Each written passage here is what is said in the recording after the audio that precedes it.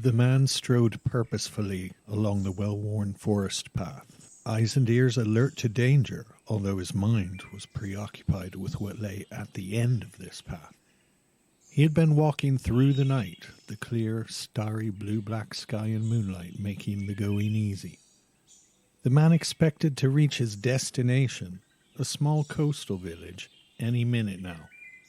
If things went well, he could expect to negotiate all day, go back to collect trade goods, and complete some business within 4 or 5 days. It was tight, but he still hoped to make his planned rendezvous many miles farther north up the coast, where, with luck, a ship would be waiting to receive him. He was never entirely sure how to initiate an unannounced visit, especially a visit to people considered savages by most of his own people. He knew from his own trade contacts along the coast that not all of these people were the same. While all of them were undoubtedly coarse in manner, some could actually be relied upon to act honorably when conducting business. But he had never attempted to trade with this particular village, and could not be sure what sort of reception awaited him. He found himself altering his gait and posture, practicing how to project confidence without arrogance, how to seem non-threatening while still appearing as a man not to be trifled with. A distant woodpecker began to tap and drum in the clear, cold morning air, and then stopped. The man held his breath momentarily, waiting for the knocking to resume, when instead he made out the faint sound of human voices in the distance. The old Wampanoag village of Patuxet. The man took the knife from his belt and placed it within easy reach in the bundle on his shoulder before continuing. 2 young children playing in the long grass behind a dwelling were the first to spot him. The older one grabbed the younger by the arm and ran, shouting, into the center of the village. 2 youths, perhaps aspiring warriors, emerged from a structure nearby and placed themselves 2 abreast, blocking the trackway running between the village dwellings in a posture of challenge and defiance. Women ran hither and thither in a panic, gathering up and herding shrieking children toward the shoreline beyond the village, where a small boat was hauled up on the shingle beach, ready to put to water if necessary. The man lifted both hands over his head to show he was unarmed, and pushed past the 2 youths toward the center of the village, where 2 older men, one with weapon at the ready, stood gazing steadily at his approach, betraying no sign of fear. The time had come to announce himself. "Welcome in Patuxet, Englishmen. I am Somerset, Sagamore of the Abenaki." The 2 men looked at one another, startled, and looked back at the black-haired man standing before them. The older of them spoke. "You speak English. How is this? Why do you come here amongst us? What is it you want of us?" The shorter, slightly younger man beside the older man adjusted his left hand along his belt. Samoset could see him grasping the handle of a pistol tucked there. Samoset very slowly and deliberately slid the bow from his shoulder, placing it upon the ground between them. "I make no fight. My people make no fight." The older man repeated it again, this time more firmly. "What do you wish of us?" Samoset cast his eyes quickly left and right, taking in the hungry and wretched state of the men peering anxiously at him, and at one another, and made a rough count of their numbers. Samoset looked back at the older man, allowing himself a slight smile of feigned ingratiation. What does Samoset want? Samoset has walked far, and will thank the English for a beer.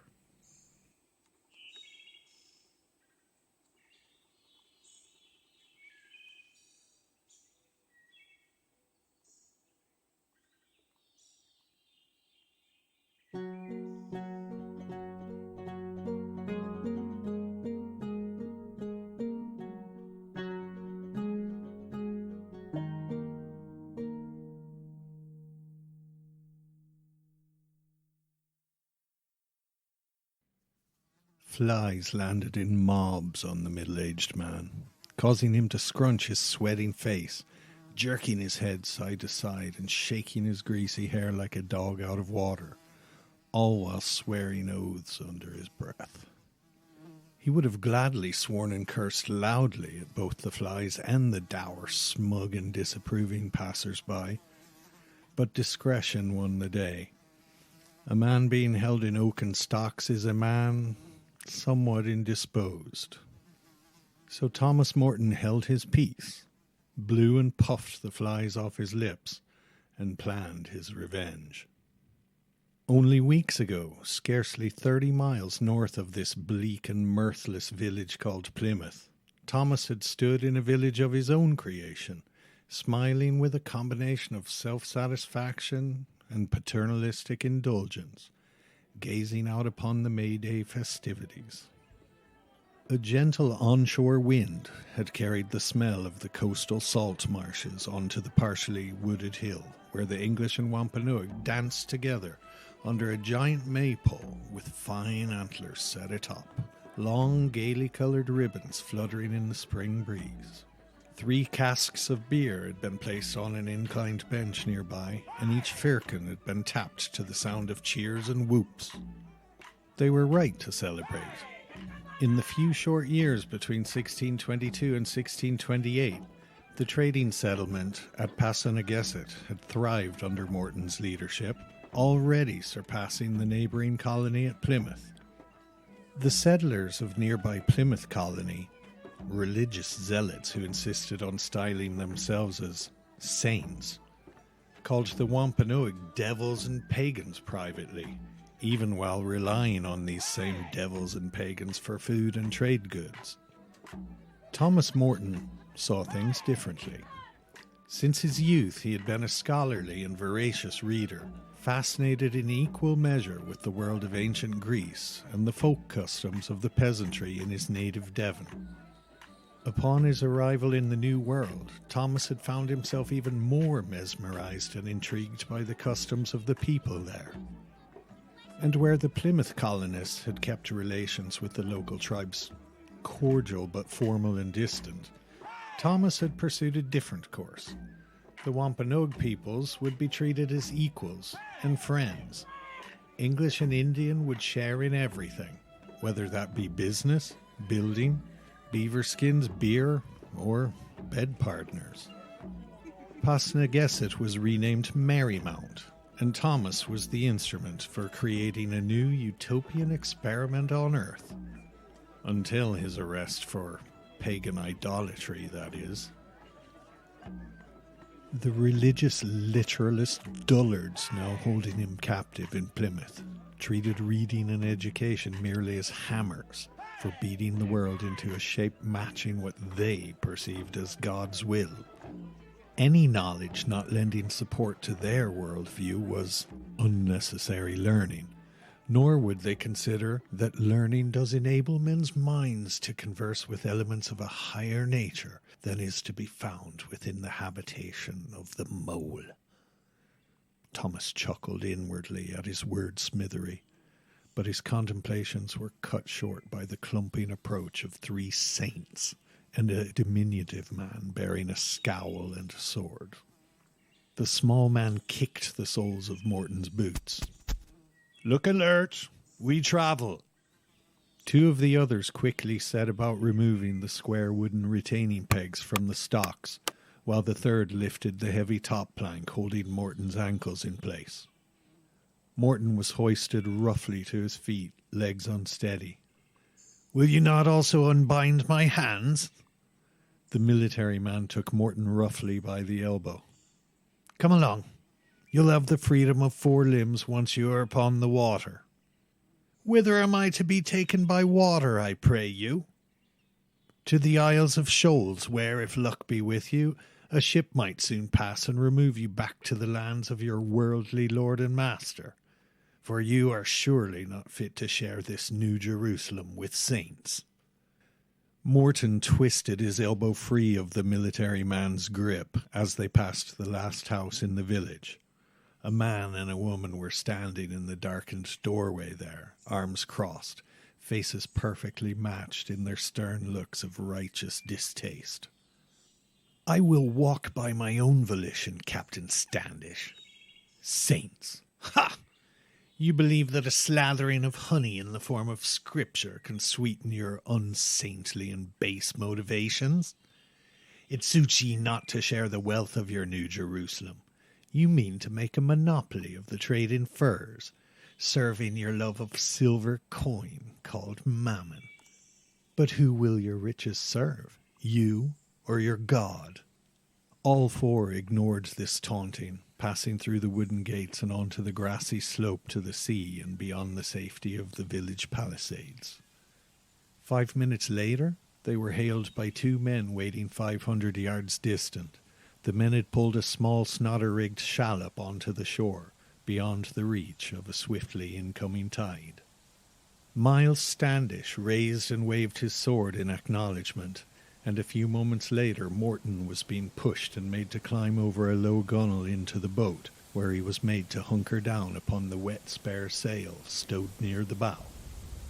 One sailor clambered aboard and took the rudder, while the rest of the men helped to push the boat back into the water. One final push, and the second sailor leapt aboard, making sure that Morton saw the dagger tucked into his belt before he began raising sail. 100 yards or so offshore, Morton rose to his knees and began shouting, fists raised over his head, raining down oaths upon those still watching from shore. "By faith, ye children of Limbo, I will return in short order. Damn your signs and portents, your monstrous births and fool's wisdom. Blast your slavish piety. And you, Captain Shrimp, we will meet again. Mark my words."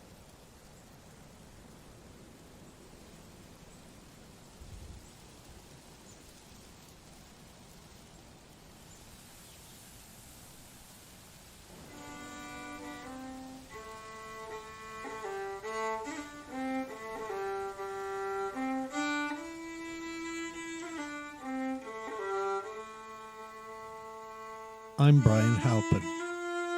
Welcome to the time before we were white.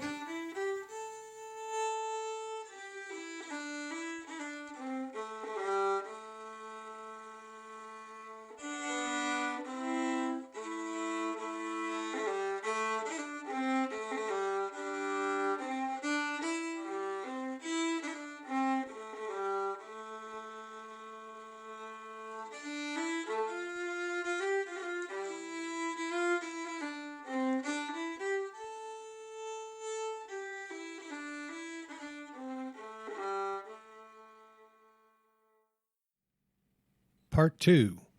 God, Mammon, and Mythology. The foundational myth of Anglo-America is metaphorically and literally carved into the stone of Plymouth Rock. The Mayflower, Pilgrims, Miles Standish, the first Thanksgiving. These words, names, and events carry the weight of centuries of American self-identity. These words and names signify more than mere humans or ships, and distant events have come to represent much larger ideas. They have become hyper-loaded icons and symbols.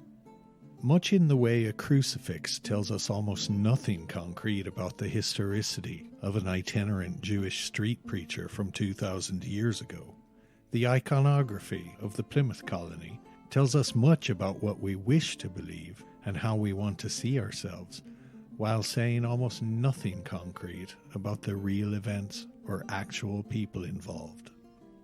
Generations of American school children have taken out the scissors and glue to make black construction paper hats. They have colored cardboard shoe buckles with silver crayons. They've worn feather headbands and made whooping noises. They have finger-painted turkeys, and they have repeated the condensed story taught to them. The first Thanksgiving was celebrated by our Pilgrim fathers who came to America to escape tyranny and religious persecution in England. The Pilgrims invited the Indians to share in their bounty in a spirit of Christian friendship.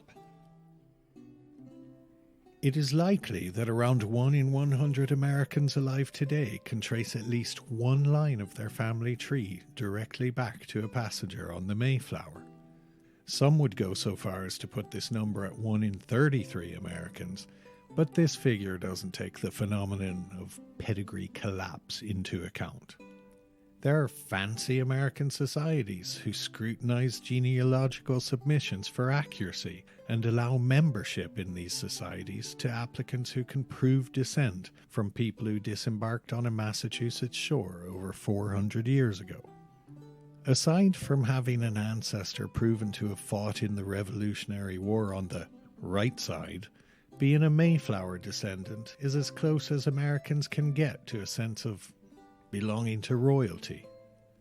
While America is obviously a land of continuous waves of immigration, and usually characterized as a young nation with little deep history, being a Mayflower descendant carries a certain cachet, almost a whiff of ancient entitlement.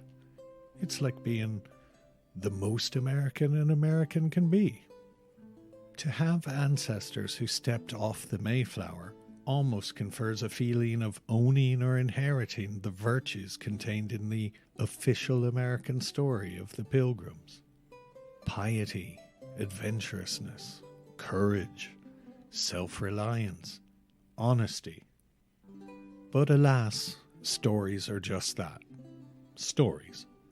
We selectively construct the past, preferring simplicity over nuance.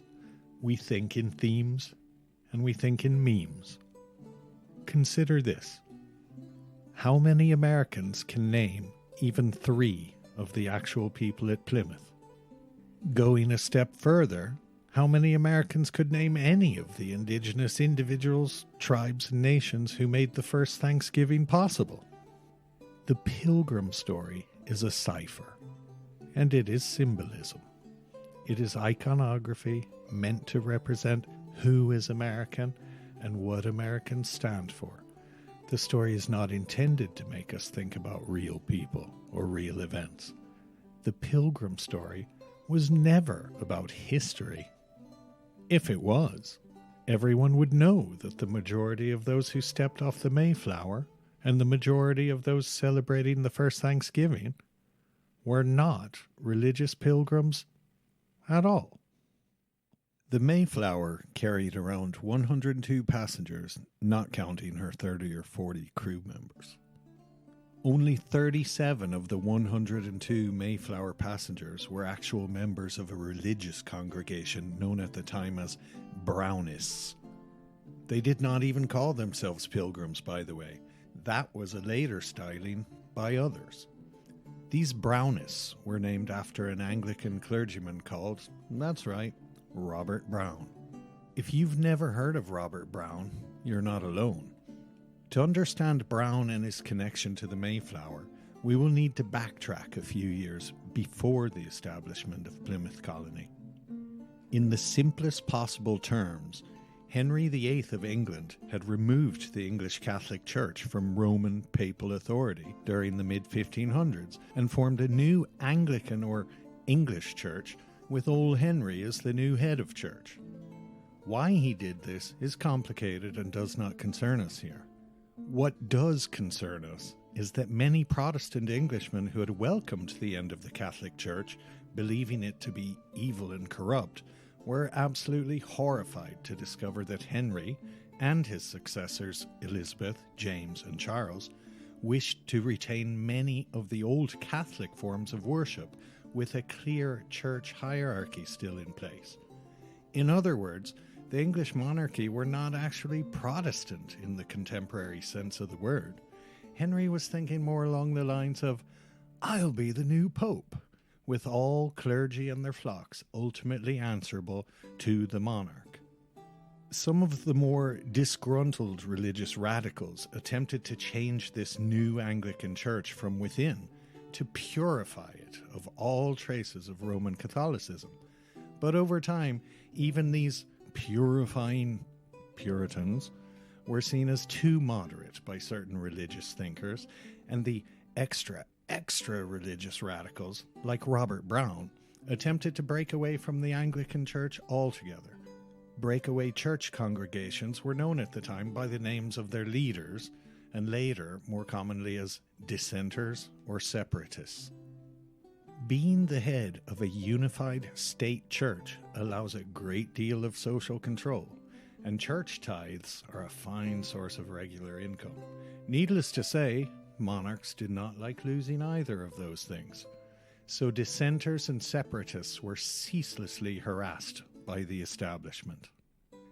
The separatist clergyman Robert Brown eventually rode back from his own earlier radicalism, but his mantle was taken up by other religious leaders during the late 1500s and early 1600s.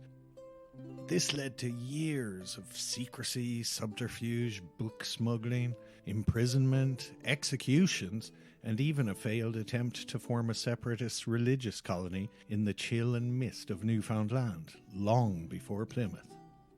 Eventually, in the early 1600s, a couple of the most fervent groups of Brownist separatists from Nottingham in the north of England upped sticks and moved to Amsterdam in the Netherlands, a place at the time of relative religious tolerance. Once there, they met up with other separatists from the failed Newfoundland expedition and elsewhere before quickly managing to quarrel themselves into various splinter groups. One such church congregation, led by Francis Johnson, eventually left for the New Virginia colony in America. Others formed Baptist churches, or even joined the Mennonite religious sect. One faction, led by John Robinson, left bustling Amsterdam for the small quiet town of Leiden, also in the Netherlands. It was this latter faction who, after a few years working at menial jobs in Leiden, began to worry that their children were growing up too Dutch, losing their English identity, and even worse, losing their strict religious focus. Imagine rural Pennsylvanian Amish or strict Utah Mormons being forced to live and raise children for a decade in the heart of New Orleans or Rio de Janeiro, and you begin to sense the situation. And so the English church in Leiden was split again, with about half of its congregation deciding to follow other separatists to Virginia, where they could dream of building a new Jerusalem on the edge of a wilderness, far away from worldly temptations. Such an undertaking, basically chartering enough ships to carry supplies for a well-provisioned and self-contained village over 3,000 miles overseas, was well beyond their financial means, so the congregation was forced, reluctantly, to search for a financial partner.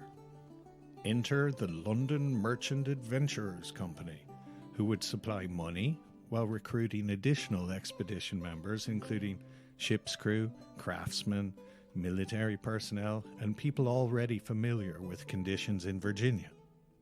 Remember that the word adventurer in the early 1600s did not mean what it does today. Venture capitalist or speculator would be reasonable approximations of the meaning. It is also worth noting that around 19 of the 102 passengers were actually bonded servants, essentially a bunch of kids, who were contracted or indentured to members of both the Leiden church congregation and members of the London Merchant Adventurers. In late summer of 1620, members of this expedition were divided between two ships, the Mayflower and the Speedwell, and they set sail from Southampton on the southern coast of England. The Speedwell began taking on water when barely out of sight of land. The mini flotilla limped back into the nearest English port at Plymouth in Devon, where most of the Speedwell passengers eventually decided to board the Mayflower and give it another try. This overcrowded little ship finally set sail again in September, dangerously late in the year for a North Atlantic crossing.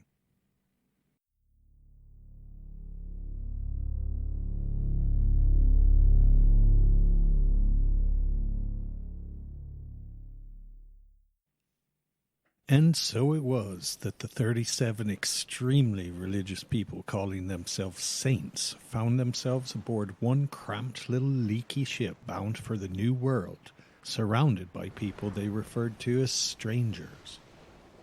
This distinction was of huge importance to the Brownists of Leiden, much in the same way that devout Amish might call all non-Amish people the English, or Jewish people might refer to non-Jews as Gentiles. These saints on board the Mayflower quite literally saw themselves as a people apart, selected by God himself to be his instruments in his great preordained plan for the world.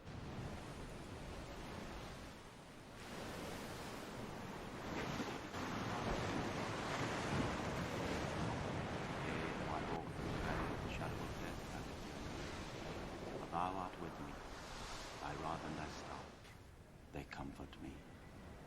Thou preparest a table before me in the presence of mine enemies.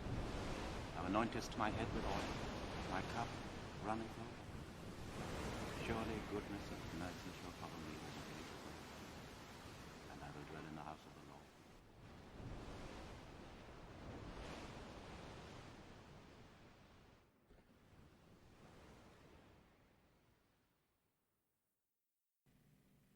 Earlier, we mentioned that the Pilgrim story is iconography, not real history. But even real history is a discipline, not a science. Histories are never constructed from all of the available information. Historians tend to offer interpretations of events based on a selection of evidence. And the selection or omission of evidence is rarely neutral. Say, the Mayflower.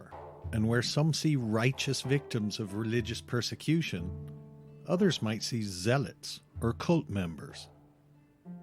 Say the Mayflower, and where some see victims of an overweening and immoral monarchy, others might see a sovereign state simply attempting to remain cohesive during difficult times of war and societal fragmentation and new religious extremism.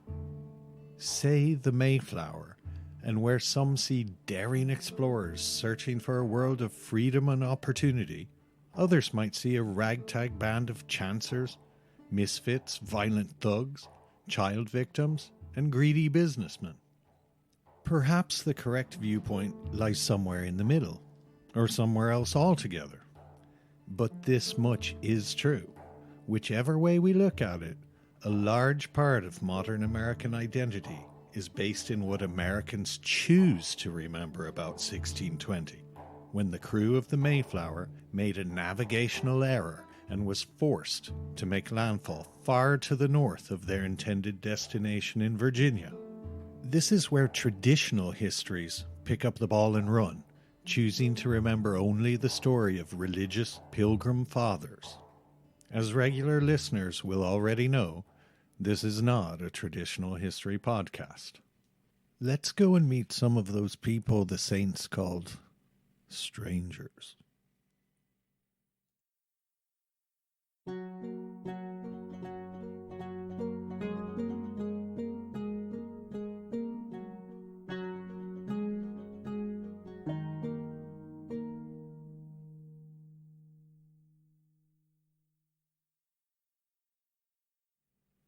For decades, the teaching of primary and secondary school history in the USA was based on a strange obsession with the memorization of historical dates, much in the same way English teachers were obsessed with spelling and grammar.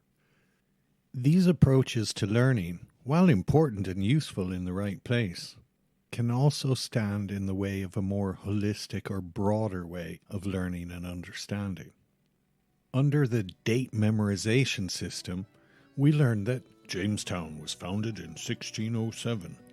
We are taught that Pilgrims landed on Plymouth Rock in 1620. This landmark date way of learning obscures the vast and continuous river of cause and effect, often leaving us with a false sense of clear beginnings and absolute endings. 1620 is a prime example of this, encouraging a general belief that the Pilgrims were the first English or European people to set foot in the places now known as Canada and New England. This belief is wrong. If we set aside the short-lived Norse settlement of Newfoundland during the 10th and 11th centuries, we find that only 6 years after Columbus first made landfall in the Caribbean in 1492, an Italian sailing under the flag of Henry VII of England named Giovanni Caboto, also known as John Cabot, had explored the Massachusetts coast as early as 1498. And for many decades before the Mayflower eventually dropped anchor, the Grand Banks off Newfoundland had been fished for cod by small European fleets operating out of Portugal, Spain, Brittany, the Basque Country, France and England, with the Basque boats also specialising in whaling and the French also deeply involved in the fur trade with indigenous North American peoples such as the Mi'kmaq. This multinational gang of fishermen brought their catches ashore all along the coast from Newfoundland to Massachusetts Bay to be salted, dried and packed in barrels for the long voyage back to European ports. While many fishermen lived and slept aboard their ships, only coming ashore to process their daily catch, others set up seasonal camps or mini villages, trading and interacting with local people. Note here that interacting went far beyond trade. Sailors and fishermen through the ages have never been noted for celibacy. One eyewitness from 1578 counted no less than 320 European vessels along the Newfoundland coast, over 4 decades before events at Plymouth Rock. Almost every indigenous tribe for hundreds of miles along the northeast coast of North America would have had contact in varying degrees with Europeans for over a full century before the arrival of the Mayflower. Even Captain John Smith of Pocahontas and Jamestown fame had already visited this section of Massachusetts years before the Mayflower. Strangers like Thomas Weston from the London Merchant Adventurers Company were not just explorers tagging along with the religious congregation aboard the Mayflower. A ruthless businessman, Weston would have been well aware of the increasing European presence in North America and eager to get in on the action. Speculator businessmen like Weston were using the saints just as much as the saints were using the strangers. Economic success for the London Merchant Adventurers Company and the actual survival of its agents in North America would depend upon businessmen strangers working together with leaders of the religious community. But the navigational failure which had carried the Mayflower 200 miles off course to Cape Cod had caused a new tension among the different groups aboard the ship. The saints were the ones actually holding the piece of paper with the king's permission to create and build a settlement. James I and VI, that's one person, he's the first of Scotland and the sixth of England, was trying to kill multiple birds with one stone by encouraging private investors to finance colonies in North America. This saved his royal treasury money, and if some colonists and investors were drawn from the more troublesome religious groups in Scotland and England, all the better.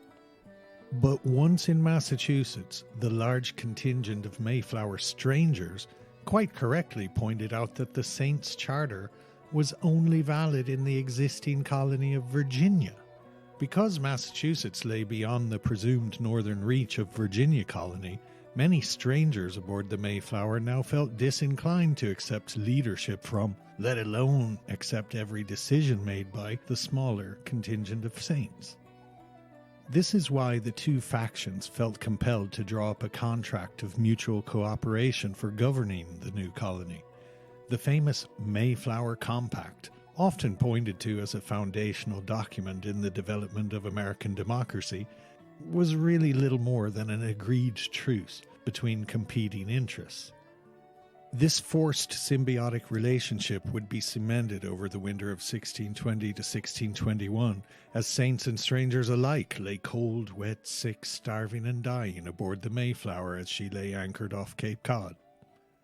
Before spring arrived, at least 45 bodies would be surreptitiously brought ashore for burial on a nearby hill. No need to let the local Indians realize how reduced in numbers the prospective settlers now were. Compacts and contracts for cooperative governance aside, there can be no doubting two things. Number one, the separatist saints wanted to establish something akin to a Protestant theocracy in the New World. Point two, the strangers would regularly kick back hard against this idea. Thomas Weston, for his part, the primary mover behind the London merchant adventures, was certainly not interested in remaining in Plymouth under saintly theocratic rule. He sailed out of Cape Cod as soon as weather and sea conditions allowed, and set about gathering a fresh complement of men from England for attempting a new settlement a couple of dozen miles north of Plymouth. Always happy to squeeze the Brownists for money, Weston had offered to procure a cannon for the Plymouth colonists while back in England. With Brownist money, a suitable armament was soon procured, but when Weston later crossed paths with a Turkish pirate vessel, whose captain expressed an interest in purchasing this valuable piece of ordnance, the pirates' offer was more generous than that of the saints. Weston, always about the money, could not resist, and was only too happy to part with the piece and pocket the proceeds. Any average person might be wondering how a man travelling between Massachusetts and England managed to bump into a Turkish pirate. You see, in 1620, England, with a population of only around 4 million, was only a very minor player on the world stage compared to the Ottoman or Turkish Empire with its 23 million strong population. Modern English children, heirs to what would eventually become the mighty British Empire, are often unaware of earlier Britannia's inability to rule the waves. Pirates from the Barbary coast states of North Africa regularly raided the coastal towns of Great Britain and Ireland, taking booty and carrying away slaves. Dutch Moroccan Muslim pirate Murat Reis the Younger even managed to occupy the Isle of Lundy in England's Bristol Channel during the 1620s and 1630s, flying the flag of the Ottoman Empire in England, while Englishmen were trying to plant flags in America. Most Americans today are likewise not even remotely aware that ships from the mighty Ottoman Navy could be seen off the coasts of Newfoundland and Virginia during the early 1600s. But that's all a story for another day. Before we stray too far off course, suffice to say that Thomas Weston avoided future contact with the Plymouth colonists. Of course, most strangers in Plymouth lacked the financial means and social connections available to Thomas Weston, so as the colony began to find itself on firmer footing, many strangers who were not at the very bottom of the social ladder began to cast about for ways to not merely survive, but to thrive at Plymouth. Thriving for a stranger in Plymouth colony was possible in only a few ways. One might be a professional soldier, a skilled hunter or trapper, a valued craftsman, a fisherman, a sailor or ship's pilot, a trader or merchant, or at least be allotted a piece of land to farm. During the earliest years of Plymouth colony, many strangers attempted to make a living through any means other than farming. Even with pre-cleared land easily available, subsistence farming was a back-breaking way to survive.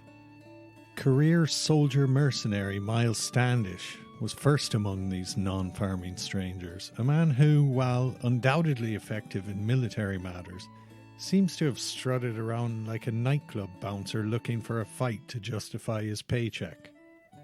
Standish's eagerness to find trouble before it found him would culminate in the ugly episode at Thomas Weston's Weymouth colony, just north of Plymouth in 1623, where Standish and his men poisoned, attacked, stabbed and hanged local leaders who had gathered ostensibly for peace talks.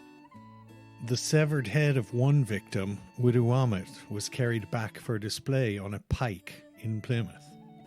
The actions of Standish would later be ennobled in the poetry of Longfellow, minus the Heart of Darkness, Apocalypse Now style details. Other Mayflower strangers included the Moore children, in a story surely worthy of study in any university course dealing with early modern patriarchy. Samuel Moore, a member of a prominent and wealthy family from Shropshire in England, had been party to an arranged marriage with his cousin Catherine Moore, a thing not at all uncommon at the time as a means of increasing and protecting property wealth. Catherine, of course, had little say in the matter. Over the following few years, with Samuel Moore working far from home, Catherine would give birth to 4 children, who Samuel Moore eventually suspected as being the result of her regular liaisons with a neighbour, an earlier sweetheart and fiancé named Jacob Blakeway. Samuel Moore might have simply divorced his wife and banished her and the illegitimate children from his house and holdings. But no. It might seem extraordinary to us today, but Samuel Moore managed, through the English court system, to gain sole custody of the very children he claimed were bastards unrelated to himself. And why would he do such a thing? Money, pride and revenge, it would seem. After gaining custody, he connived with his acquaintance Thomas Weston, yes, the London merchant adventurer guy, to have the 4 children aged 4 to 8 separated from one another and placed in bonded servitude to various saints headed for America. Of these 4 innocent children, Ellen, Mary, Richard and Jasper, only Richard survived the first winter on Cape Cod. There is no room here for a lengthy nature versus nurture argument, but despite his upbringing among saints, Richard Moore grew up to walk the path of a stranger, becoming an extremely well-travelled sea captain with wives on both sides of the Atlantic, and a reputation for dalliances with married women, not unlike his putative father. We know this because his behaviour was noted in the records of Salem Church, just 4 years before the notorious witch trials began there. When not at sea, Captain Richard Moore kept an alehouse in Salem, which is about 60 miles north of Plymouth. He seems to have been well acquainted with Salem men like John Proctor and Giles Corey, who sometimes drank there. Richard Moore of the Mayflower would live long enough to see Proctor hanged and Corey tortured to death over 3 days by having a number of heavy stones placed at intervals upon his chest. Both had been tried for witchcraft. Torture such as pressing by stones was used to force confessions from accused witches. The reason for such brutality, and the reason for Giles Corey's refusal to confess, becomes clear when we learn that under English common law at the time, the family of confessed witches lost all inheritance rights to the witches' land and property. If this system sounds like an open invitation for false accusations to be flung between quarrelsome and jealous neighbours, you are a cynic after my own heart. Approaches to land ownership, land usage and land management varied all over England at the time, and were thus confusing and often in direct conflict as medieval England entered the early modern era. The old world English obsession with borders, boundaries, fences, fields, gates, rights of way and commonage was being carried to the new world among saints and strangers alike. Add to this the often competing interests of God and Mammon in Plymouth Colony between saints and strangers, and we find ground ripe for discord. The stranger Richard Moore's life seems oddly bookended by the evil that people do and the lies which people tell, all in the pursuit of property and worldly rewards, from Shropshire to Salem via Plymouth. The "get off my property" of American lore has deep roots indeed. Strangers who were less obsessed with property, and by extension less integrated in the daily life of the saints, were the ones most likely to turn their hand to hunting, trapping, fishing and trading, and they were the ones most likely to be in closer contact with indigenous peoples. From the outset, this trade and its methods of conduct were often at odds with the religious ideology and business aims of the saints, but for the most part, the saints held their noses and put up with this less than saintly situation. Still, saints did attempt to curtail and circumscribe the use of alcohol, forbidding outright the sale of intoxicating liquors to the local Indians, but to no avail. Tavern and innkeeping were early and lucrative business opportunities for strangers, with Stephen Hopkins, formerly of Bermuda and Jamestown, preferring drinking, gaming and gambling to sitting at home with a Bible. It was probably Hopkins' conviviality and ability to understand a bit of the local Algonquian tongue from his time at Jamestown, which led to the Saints choosing to lodge Samoset in Hopkins' house during the Sagamore's trade visits to Plymouth. Other liquor importers and future innkeepers soon arrived with the ships which began travelling regularly between Massachusetts, the Caribbean and England, with names like Sturgis and Barker soon prominent. Robert Barker, who had arrived in Plymouth 8 years after the Mayflower as a 12-year-old, later ran an inn while operating a nearby ferry, and we find his wife Luciana being charged by the saintly authorities for illegally selling cider to local Indians.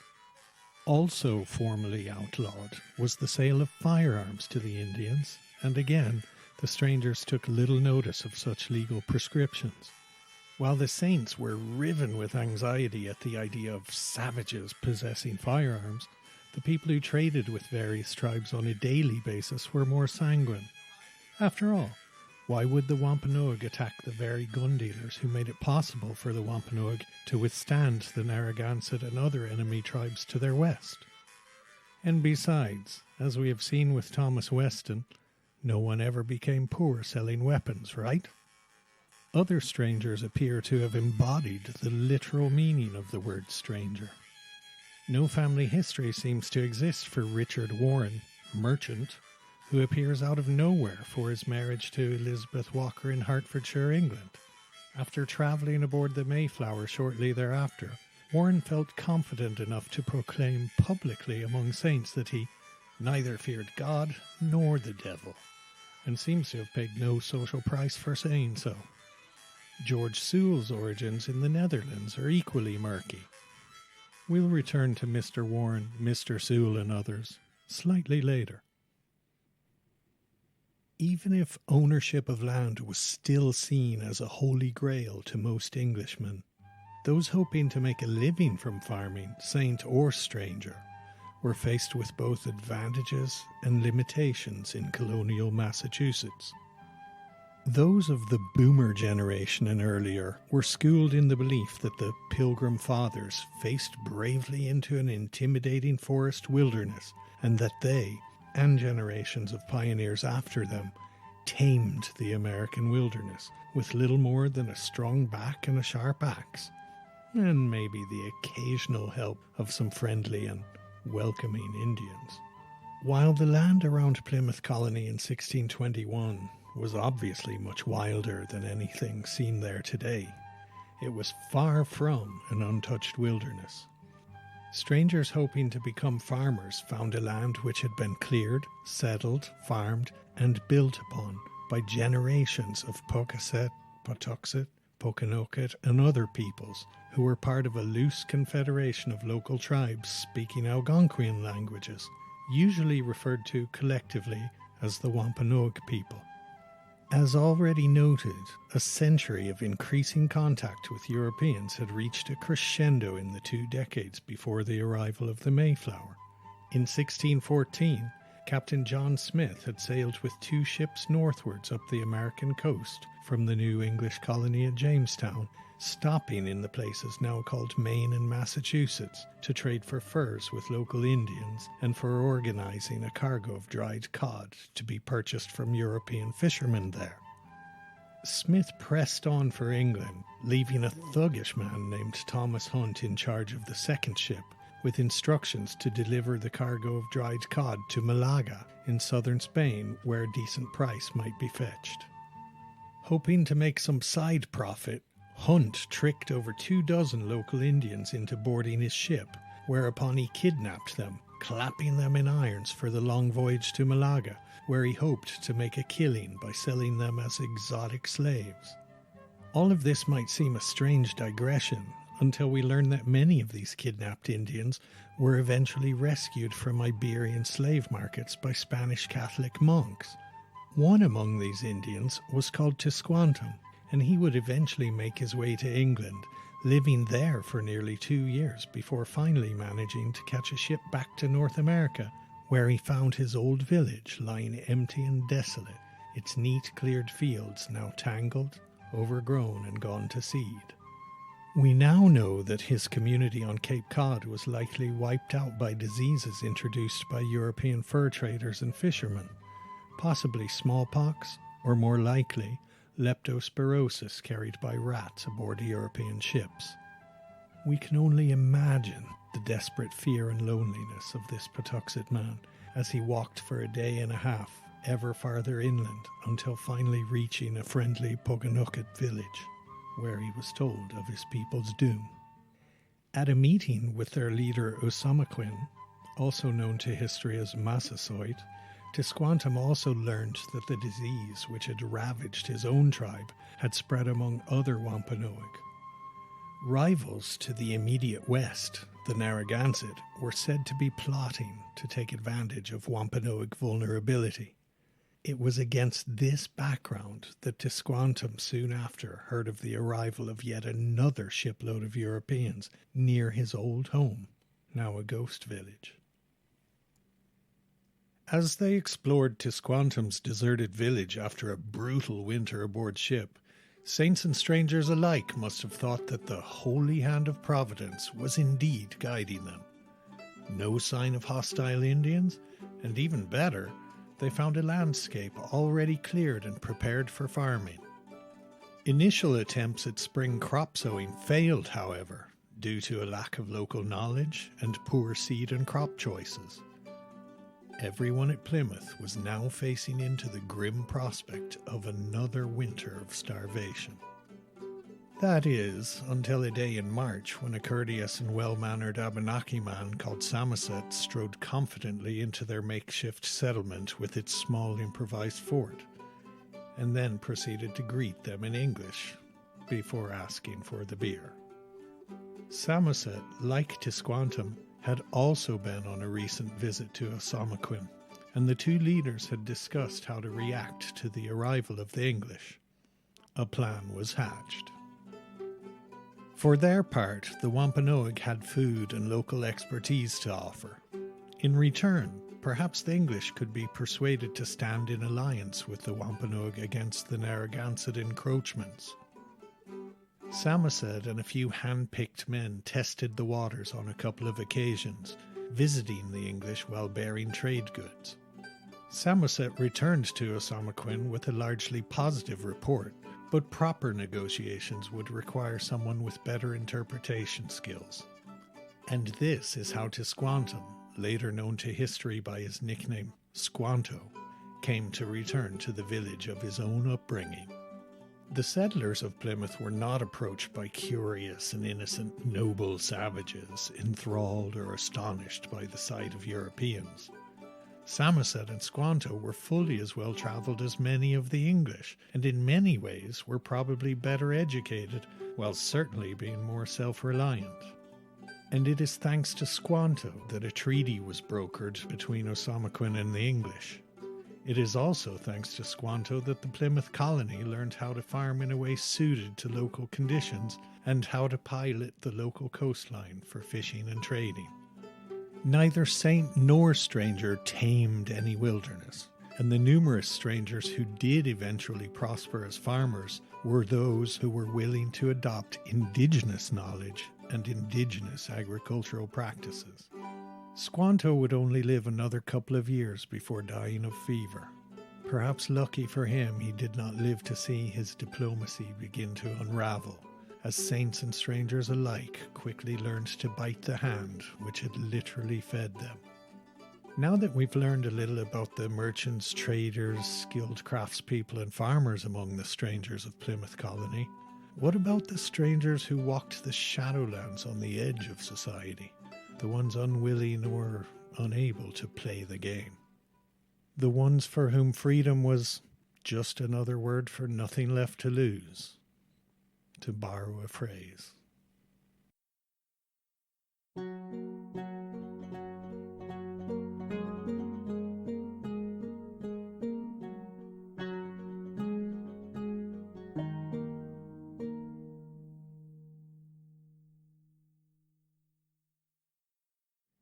In the USA today, the people with the least real freedom in economic terms and in terms of access to real political power and social mobility are often the very people most likely to identify with what this podcast will always call the legend of American liberty.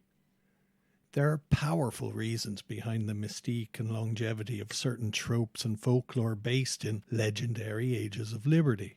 Think the golden age of piracy, the frontier, the Wild West. Yet the golden age of piracy lasted only one lifetime. The Wild West of yore lasted half that. The reason we remember, celebrate, and make legends of these times is precisely because for the underclasses, the type of freedom represented by those times is so vanishingly rare and ephemeral. Or, as the fictionalized version of Marcus Aurelius put it when speaking of the early Roman Republic in the Ridley Scott film Gladiator, "There was once a dream that was Rome. You could only whisper it. Anything more than a whisper, and it would vanish. It was so fragile." There have been times during 400 years of European American history in which relative personal freedom for the common man or woman was tangible and real, especially when compared to conditions in other parts of the world. But even in the land of liberty, these times were brief and specific to certain periods, events, locations, and to only a few lucky economic, ethnic, or religious groups. Speaking in a very general sense, the period of maximum individual freedom for lower social class white Christian males in America occurred sometime between the end of the Revolutionary War and the end of the Wild West. A window of perhaps 100 years of cheap or free land and almost unbounded natural resources. Freedom was curtailed only by the rudiments of bureaucracy, law, and governance. This is, of course, leaving out the obvious lack of freedom which comes with lawlessness, claim jumping, war conscription, range wars, and Indian wars, but those are also stories for another day. So on one side of this 100 years of freedom, pre-revolution, people lived within a rigid Anglo-American social class system comprised pretty much of 5 groups of people: the nobility, the gentry, freemen or yeomen, and the working poor and unemployed poor, otherwise known as the underclasses. This is obviously not including unassimilated Native Americans and black slaves. On the other side of this 100 years of freedom, coinciding with the closing of the Wild West, a replacement class system arose.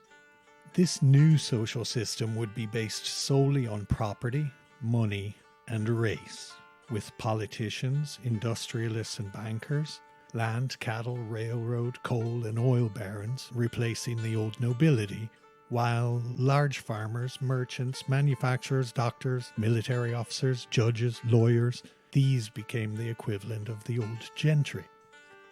The former social categories of freemen and the underclasses became less and less differentiated by literacy, farm ownership, trade skills, or poverty, and more associated with whiteness versus non-whiteness. Unassimilated Indians had been forced onto reservations, and slaves had been freed, but both groups remained firmly at the bottom of the social hierarchy. Anyone arriving in Massachusetts in the 1600s who was not already a member of the nobility or landed gentry would not have been free in any sense of the word used by conservative Americans today. We might speak of how our forebears arrived seeking liberty and freedom from religious persecution, but this is simplistic and serves only a nationalistic political narrative which has always tried to draw a straight line from Pilgrims to pioneers and on to contemporary Toby Keith-style flag-hugging. English dissenters were not proto-libertarians. English dissenters were not proto-patriots trying to invent modern democracy. English dissenters were religious reformers, not social justice warriors. Religious reform and social reform are emphatically not interchangeable terms. Saints, for all their talk of the Christian gospel and its promises to the poor, the humble, and the hungry, remained profoundly interested in prosperity, land, and social status, while largely uninterested in the moral problems of servitude, slavery, or indeed genocide. And once in America, Brownists, saints, pilgrims, whatever we choose to call them, for all their talk of freedom, had no intention of extending their own concept of religious freedom to mean universal individual liberty or egalitarianism, nor did they wish for religious freedom to mean freedom of conscience, or for such freedom of conscience to be extended to their non-saintly neighbours, indentured servants, or slaves. Public and private spheres were tightly circumscribed by literalist interpretations of biblical scripture, with a clear conviction that the devil himself was alive, real, and working constantly to undermine God's great plan. All of this meant that life under the governance of the saints was essentially a life within a religious commune, but bound up within a stifling English class system. This classist obsession with social rank and status is why underclass women in early New England could be whipped at the post for crimes as petty as wearing a silk scarf, an offence obviously found in no Bible. Such crimes were crimes against the very secular class system. All in all, we can see that one person's freedom in America was, of course, another person's prison. In hindsight, though, the Saints of Plymouth can oddly appear as having been relatively tolerant when compared to the Puritan colonists of the Massachusetts Bay Colony who would begin arriving in waves shortly after. This later Puritan community quite willing to subject their co-religionists to harsh law. Non-Puritans would be subject to appalling violence, as the Pequot people and the Quakers would soon discover. But because the Saints were in the minority at Plymouth, building a sustainable colony without strangers was simply impossible. This is almost certainly the reason for the Saints' willingness to overlook many of the moral lapses at Plymouth. Lapses, it must be said, which occurred among their own people as well as among the strangers. Many would be surprised to learn, for example, that even among saints, usually portrayed as repressed and uptight about sex, around half of all children were born out of wedlock. Although fornication was officially listed as a capital offence, it was rarely treated as such. Whether saint or stranger, sexual behaviour had to cross a very real line to warrant serious punishment, and that line was mostly drawn at blatant adultery, rape, homosexuality, and bestiality. Other moral lapses regularly overlooked included gambling and drinking. It was only when this small community sensed itself in real imminent peril that people were severely punished. Causing imminent peril could include neglect of farmer guard duties, theft, violence, witchcraft, angering nearby Indian tribes, and, as already noted, serious sexual misconduct. And boy oh boy was there regular lapsing of the standards first imagined for a New Jerusalem, including among the 41 signatories to the Mayflower Compact, who are usually lumped together today as pious Pilgrim Fathers. John Billington, stranger, hanged for murder in 1630, the first person to be executed in New England. Edward Doty, stranger, involved in sundry public disturbances, including sword and knife fights with other indentured servants. Stranger George Sewell's son Nathaniel was whipped for lying with an Indian woman. Saint and Mayflower Compact signatory William Brewster can hardly be blamed for the actions of others, but it speaks to the range of characters in tiny Plymouth that William's son Love Brewster had a stranger servant named Thomas Granger, who was the first juvenile executed in British North America for buggery with a mare, a cow, 2 goats, diverse sheep, 2 calves, and a turkey. He was hanged, aged only 16. Among the non-signatories to the Mayflower Compact, we find William Latham, stranger, whose wife Mary was hanged for adultery. That's the official reason, mind. As ever with these things, her story is more complicated upon closer scrutiny. Ships arriving almost on the heels of the Mayflower brought more lively participants to life's rich pageant in Plymouth. There was John Oldham, otherwise known as Mad Jack, an Indian trader and no friend of the saints, who was slain by Indians in 1636. There was John Lifford, the first ordained minister to arrive in Plymouth Colony in 1624, a man who was secretly anti-separatist and caught sending unfavourable reports back to England. But in between letter writing, he also found time to bed every maid brought into his and his wife's household.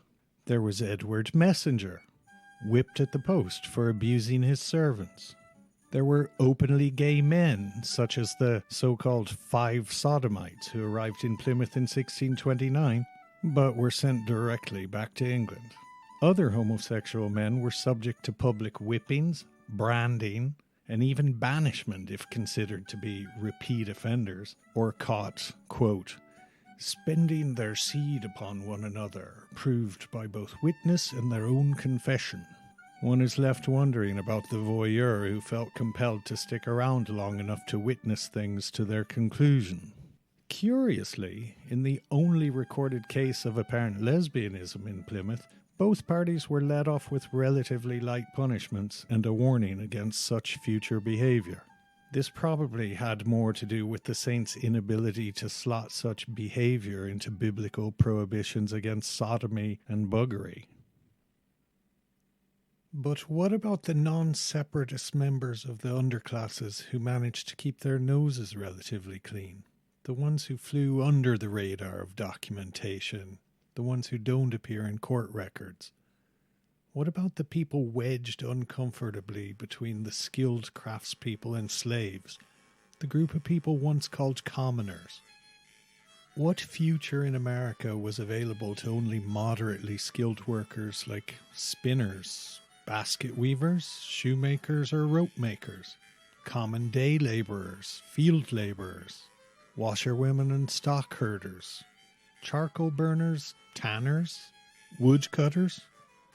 What about the people even lower down, the often unskilled people brought as general servants for both saints and strangers, people who actually sold a portion of their life's labour to a master for a fixed period or term? Many had signed these lengthy indentures in return for little more than the actual cost of their sea voyage to Massachusetts.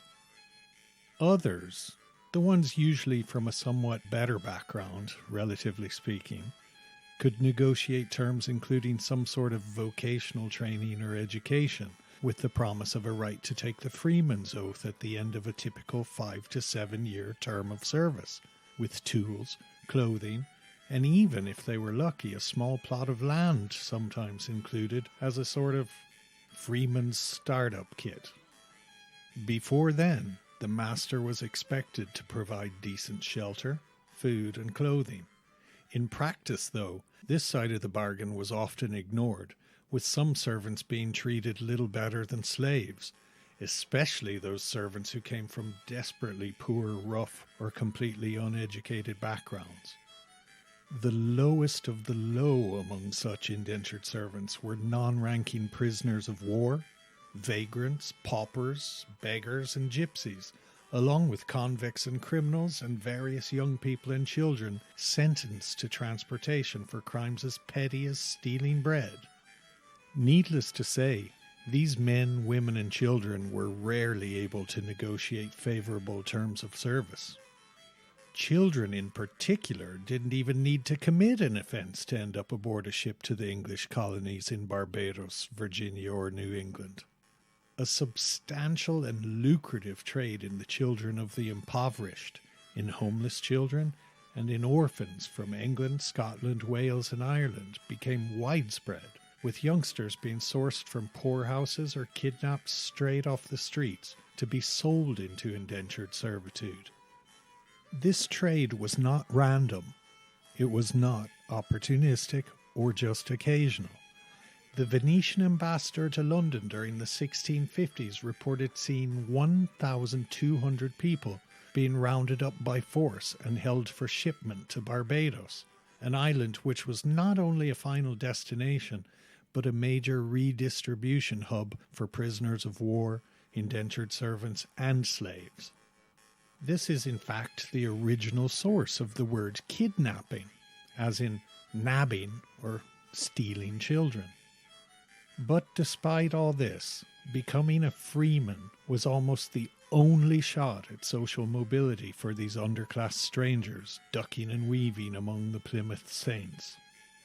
Unless it had formed an explicit part of their indenture contract, however, becoming a so-called freeman in Plymouth was not completely straightforward. First, a person had to be clear of all debt and able to support themselves. Second, a person had to receive formal approval by vote in the General Court.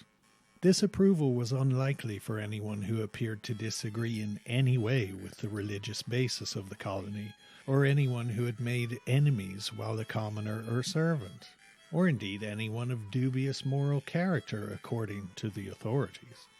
Third, a person was still required to take an oath pledging loyalty and subjection to the company, its governors and proprietors, which makes something of a mockery of the word free. But there you go. Oaths of loyalty notwithstanding, for many, freeman status would still be the magic key unlocking the door to respectability and at least some basic citizens' rights.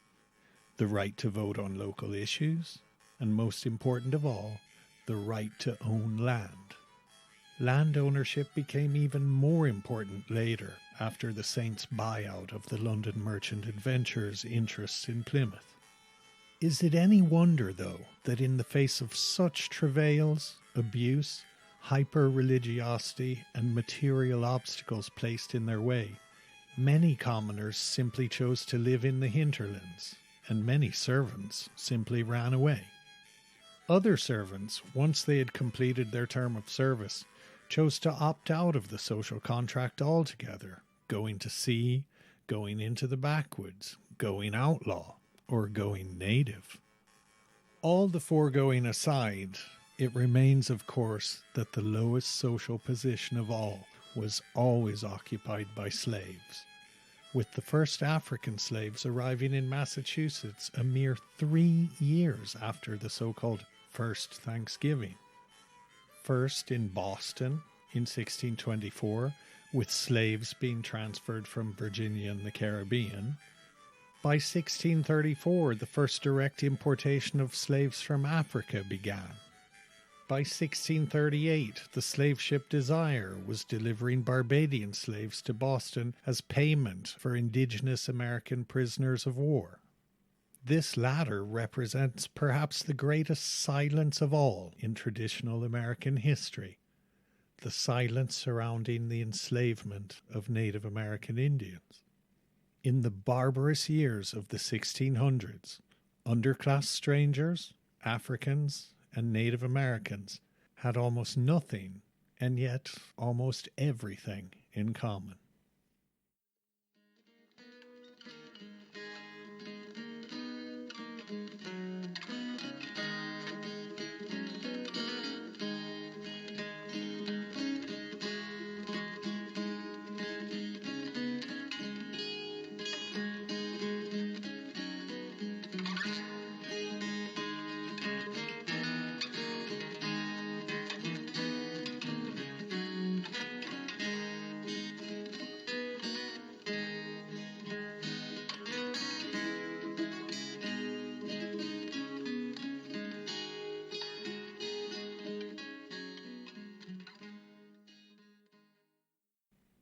Part 3.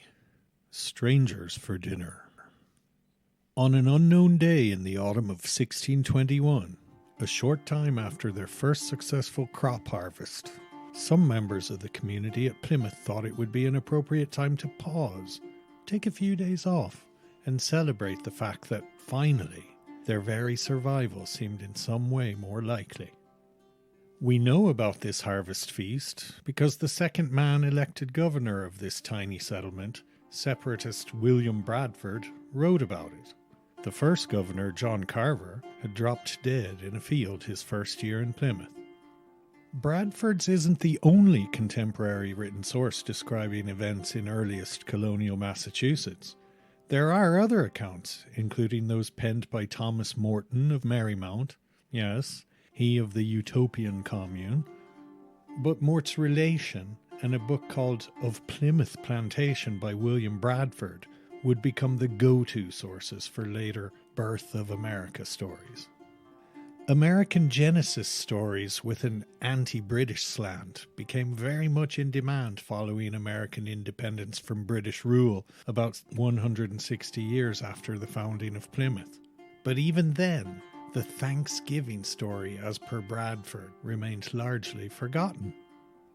Even allowing for Bradford's obvious pro-saint spin on events, he describes an event completely different to the Thanksgiving story propagated by later post-Civil War mythmakers. William Bradford even offers us a guest list for the 1621 festivities. Perhaps surprisingly, strangers actually outnumbered saints at this harvest celebration. Even more surprising is the fact that Wampanoag people far outnumbered both saints and strangers. In fact, if we could transport ourselves back to this proto-Thanksgiving, we would find around 25 pilgrims, outnumbered about 5-1 by around 27 strangers and over 90 Wampanoag.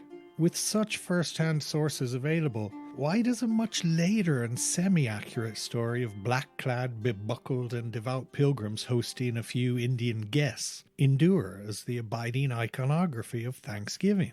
In the first instance, we should remember that of all the colonists and Wampanoag living in and around Plymouth in the 1620s, it is the saints who were a people driven by religious fervour and ideology, with an almost grandiose sense of their mission, a burning belief that they had been specially chosen as instruments of God. People who feel special in such a way, and are literate, are the people most likely to write down, tend, and amend their foundational stories. Illiterate indentured servants, backwoodsmen, Indians and slaves do not write hagiographies. Secondly, the saints' story of themselves is the type of story most people wanted in the decades following American independence, and it was certainly the type of story needed after the horrors and disunity of the later Civil War. Humble, devout Protestant people escaping from a life under a corrupt aristocracy and monarchy in order to establish a shining city on a hill. These were the type of ancestors a lot of Americans preferred to imagine. Pilgrims were the people war-weary and shell-shocked Americans wanted to see when they looked in the mirror. While the saints found Thomas Morton's explicit encouragement of English Wampanoag intermarriage abhorrent, and his desire to interweave indigenous and rural English cultural traditions downright heretical, saintly prejudice in this instance appears to have had less to do with any form of colour-based racism and far more to do with the fact that the Wampanoag and other tribes were not English, and they were not Christians, never mind extremist Christians. And their so-called pagan morality ran counter to a do-it-yourself Protestant belief system based in biblical literalism and a fervent faith in the predestination of souls.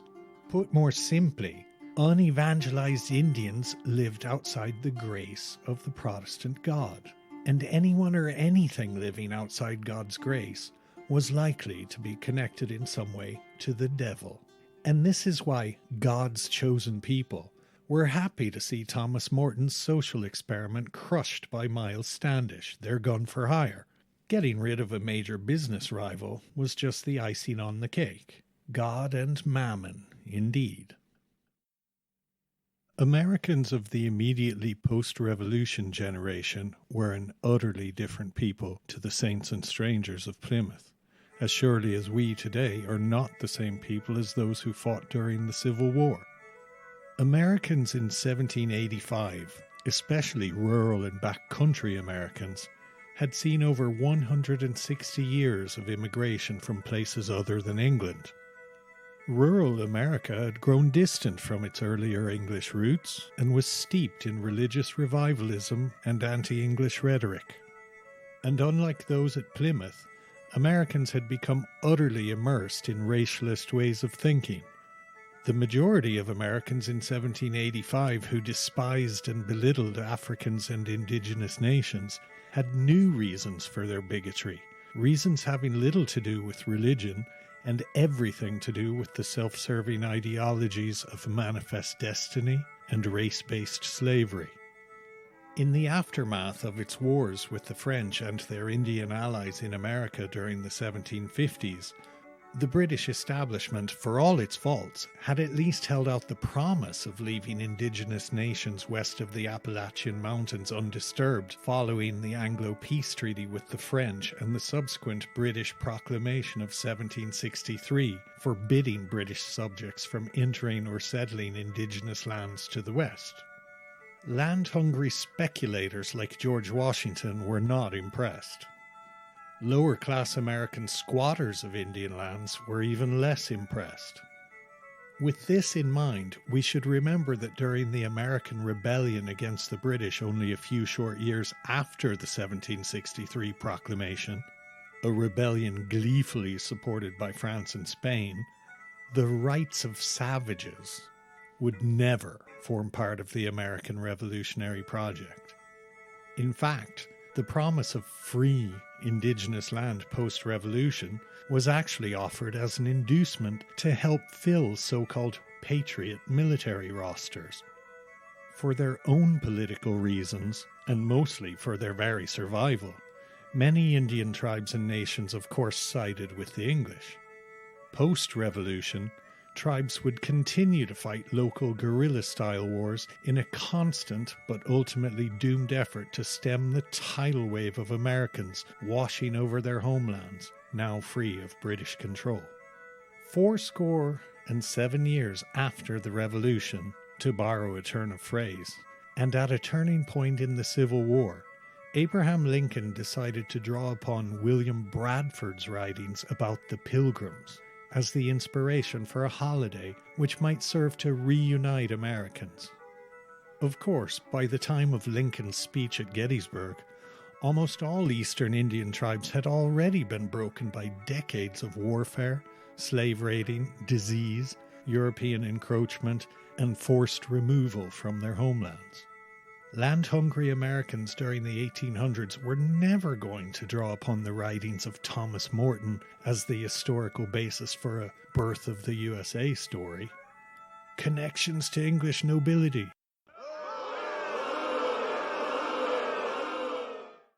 Outright hostility to religious zealots and their New Jerusalem project.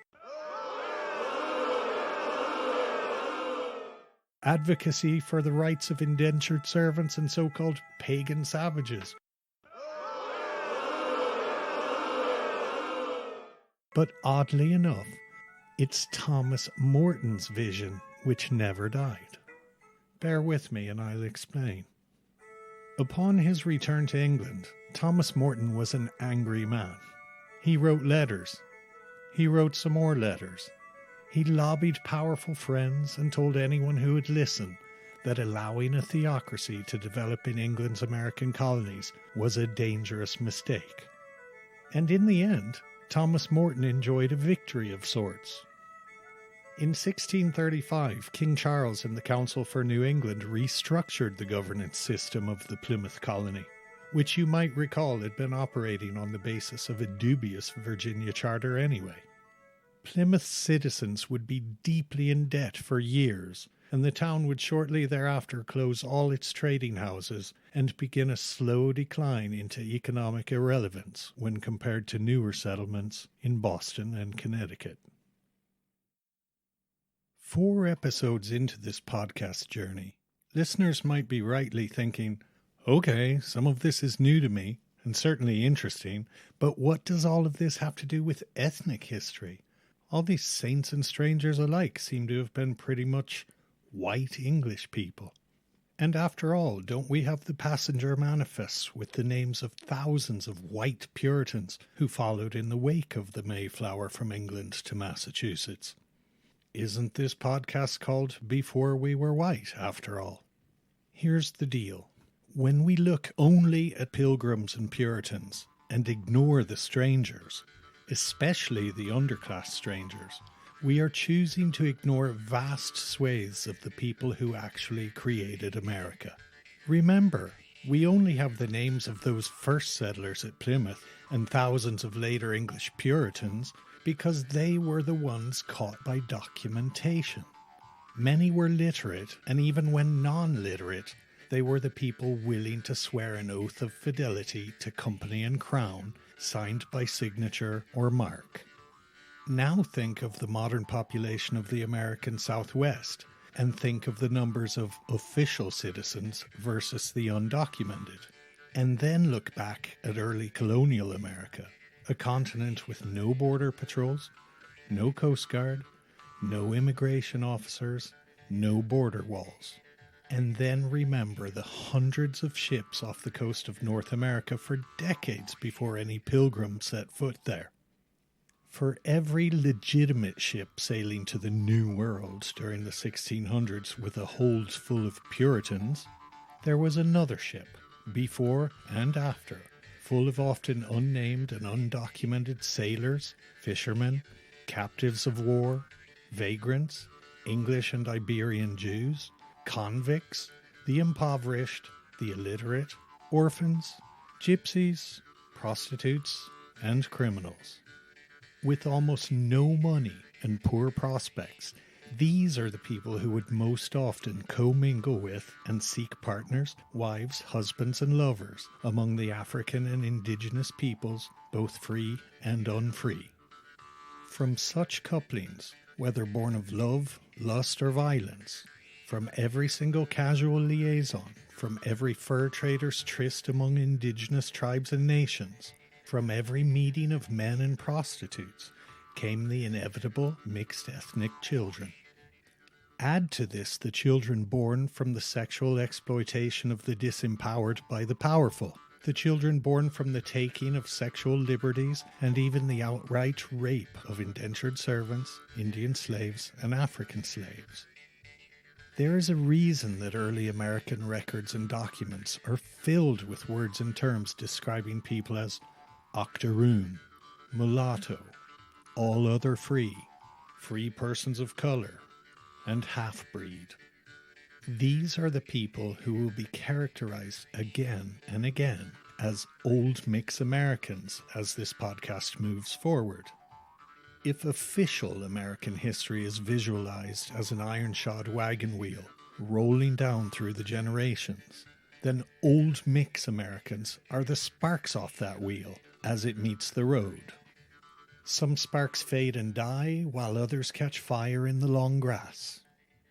Early interethnic commingling of all the above-named groups is a huge part of the foundational stock of Old Mix America, the multi-ethnic underclasses who would strive for decades and centuries to pass as white.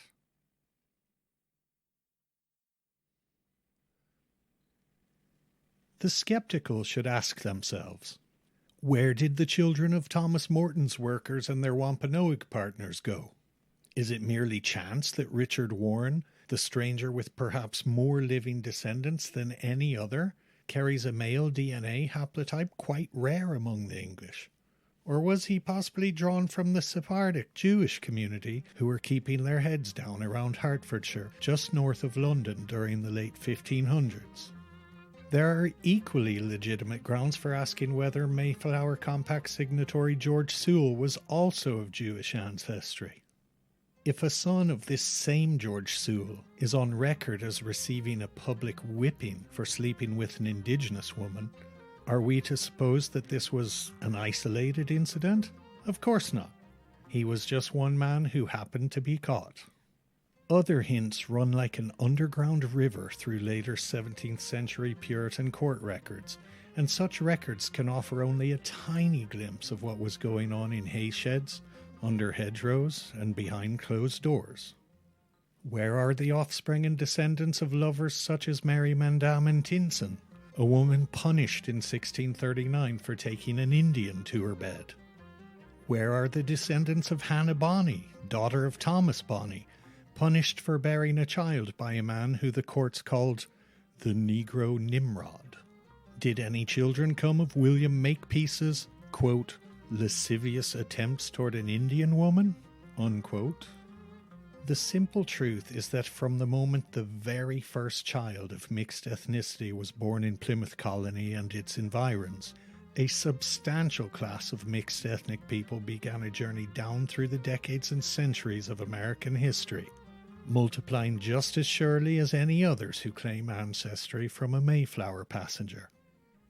If 1 in 100 Americans can claim descent from just 100 Mayflower passengers, how many Americans descend from these other sparks off the wheel of so-called respectable society?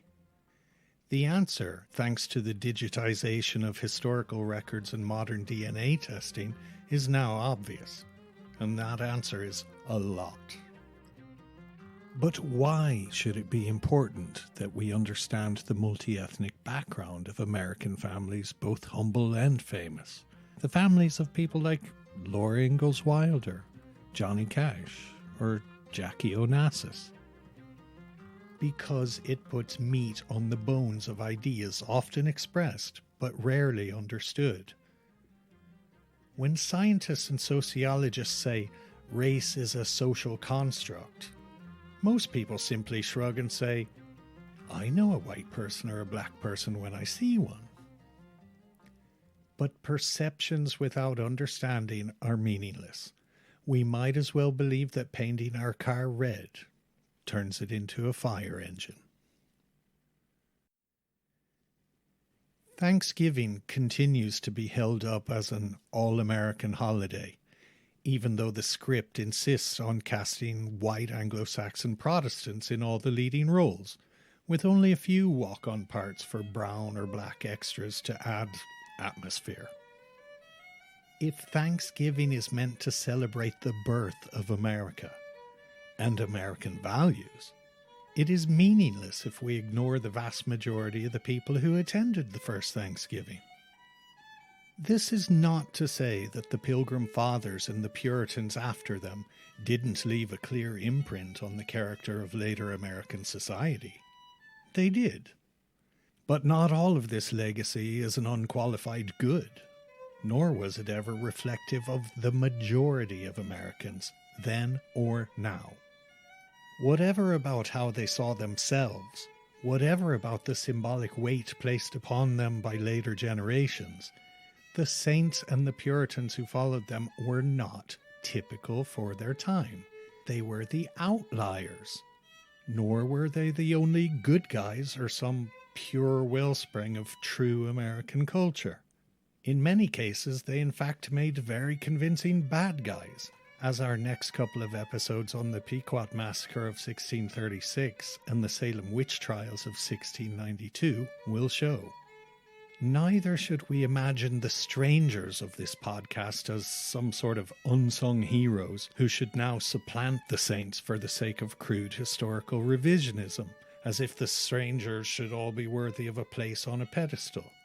From their actions, it seems clear that the biggest difference between saints and strangers is that for strangers, life in the New World was less a faith-willed conjuring of some new reality, and more about navigating a storm of luck, circumstance, personal agency, and something closer to objective reality.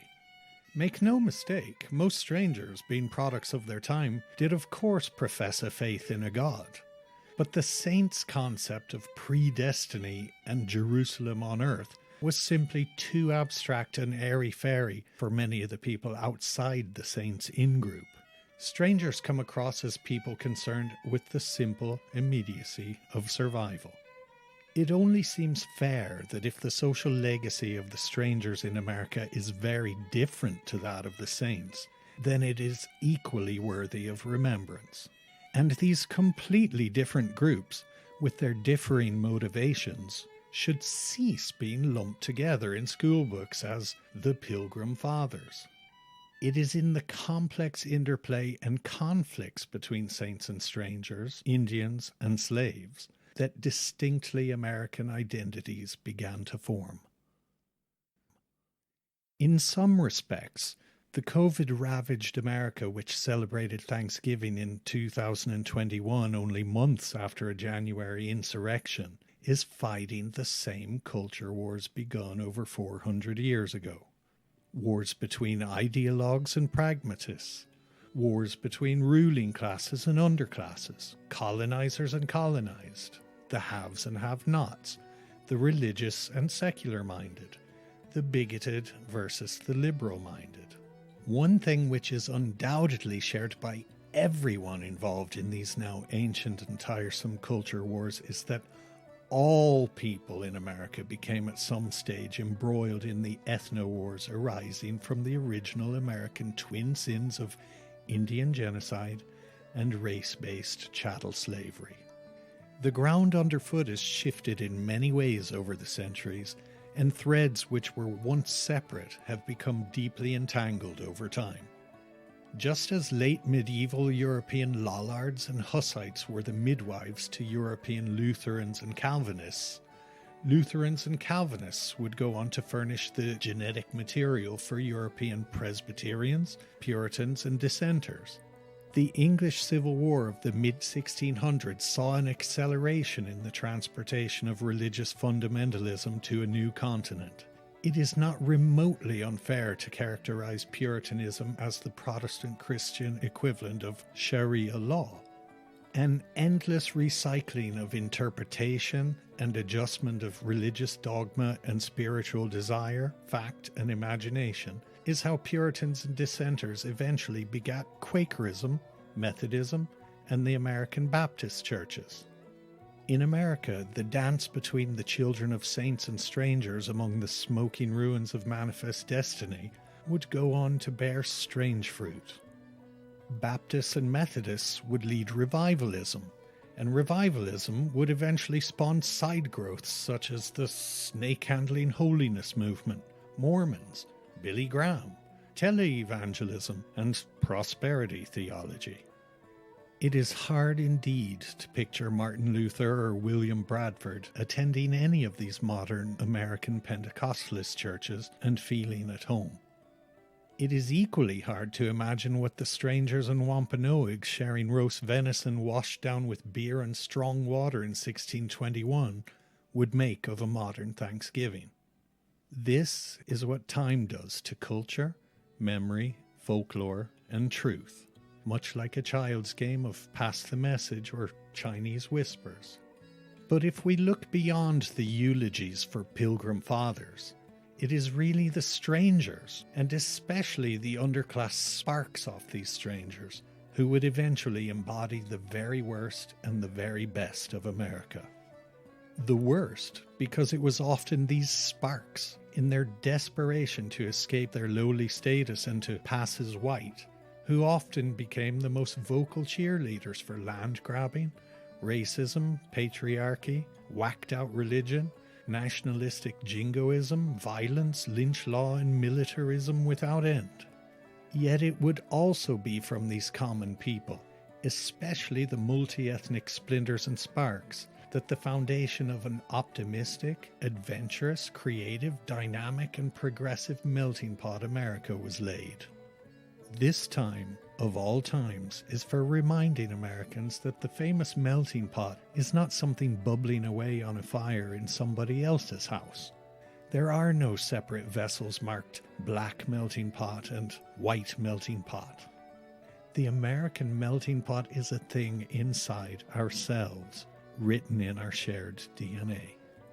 It's to be hoped that this podcast episode has helped to show that Thanksgiving and the birth of America are stories far bigger and far more complex than a sanitized story of our Pilgrim Fathers. At the very minimum, let's hope that just this much is clear. When it comes to history, the things we remember and the things we forget are rarely as random as a child's game. The same people who try today to portray American history in terms of white Anglo-Saxon Protestant exceptionalism and narrow definitions of patriotism are the inheritors of the saints' attempts and later writers' and politicians' attempts to construe one tiny niche history as the official history of everyone. Or even worse, they attempt to construe it as the only history that will be tolerated. Maybe the best way of learning other histories and respecting other truths is to have dinner with strangers now and again.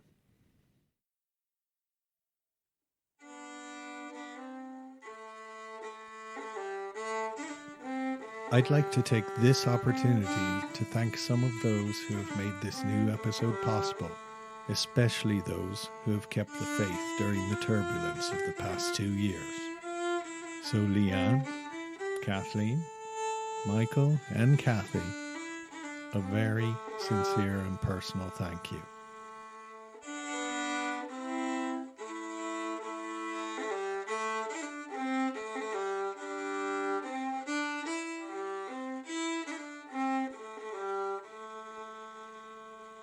This episode of Before We Were White was written and produced by me, Brian Halpin. Theme music by Ray Cohen and Dave McLaughlin, with additional music by McTira. If you enjoyed this podcast, please consider helping to keep the show on the road by subscribing to our Patreon page or supporting us while visiting beforewewerewhite.com. Thank you.